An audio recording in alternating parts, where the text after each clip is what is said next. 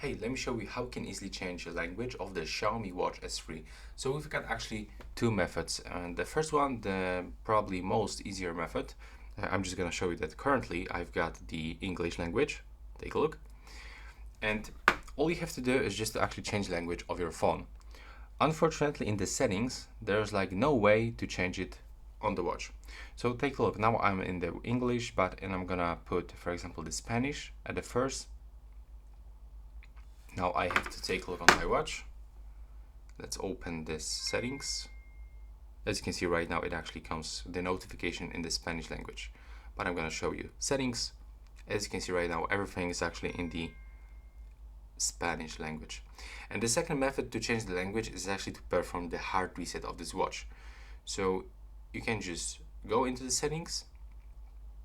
Now you will have to move into the system settings and perform the reset, the last option.